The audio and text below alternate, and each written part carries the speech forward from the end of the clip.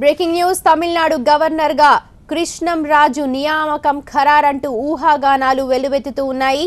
Tamil Nadu governor గా కృష్ణం రాజు పేరును కేంద్రం పరిశీలిస్తోంది. ఇక ఖరారైపోయినట్టే అంటూ ఊహాగానాలు కూడా విపరీతంగా వస్తూ ఉన్నాయి.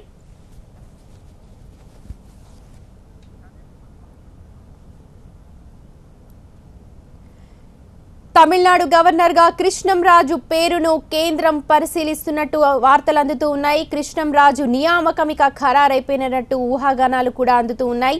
పూర్తి వివరాలు మా ప్రతినిధి మహాత్మా అందిస్తారు. మహాత్మా, తమిళనాడుకి ఇప్పుడు పూర్తి స్థాయి గవర్నర్ ని ఏర్పాటు చేసే ప్రయత్నంలో కేంద్ర ప్రభుత్వం ఉన్నట్టుగా తెలుస్తుంది. ఆ దిశగా ఇప్పుడు ప్రయత్నాలు కూడా మొదలుపెట్టి కసరత్తు చేసినట్టుగా సమాచారం అందుతోంది. అందులో భాగంగానే కృష్ణంరాజు పేరును పరిశీలిస్తున్నట్టు సమాచారం అందింది. కేంద్ర హోంశాఖ ఇందుకు సంబంధించి కసరత్తు కూడా చేస్తున్నట్టు సమాచారం అందుతోంది.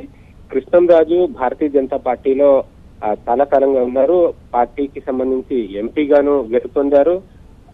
ఈ పార్టీతో ఇప్పటికీ కూడా ఆయన సత్సంబంధాలు కొనసాగిస్తూ ఉన్న నేపథ్యంలో కృష్ణరాజుకి గవర్నర్ గా పదవి బాధ్యతలు అప్పజెప్పాలన్న ఆలోచన భారతీయ జనతా పార్టీ తరఫు నుంచి తీసుకున్న నిర్ణయంగా అర్థమవుతుంది. పైపెచ్చి ఇప్పుడు తమిళనాడుకి పూర్తి స్థాయి గవర్నర్ లేరు. రోషయ్య పదవి కాలం ముగిసిన తర్వాత మహారాష్ట్రకు గవర్నర్ గా ఉంటున్న విద్యాసాగర్ రావే ప్రస్తుతం తమిళనాడు గవర్నర్ గా అదనపు బాధ్యతల్ని నిర్వర్తిస్తున్నారు. అయితే ఇప్పుడు అక్కడ ప్రభుత్వం కూడా పూర్తి స్థాయిలో ఏర్పడింది. జయలలిత మరణం తర్వాత ప్రభుత్వం ఏర్పడింది. ఇక పూర్తి స్థాయి గవర్నర్ ను కూడా అపాయింట్ చేసుకుంటే రాజకీయంగాను ఉపయోగపడేలాగా, అంటే ఇందులో రాజకీయపరమైన నిర్ణయాలు కూడా ఉంటాయి.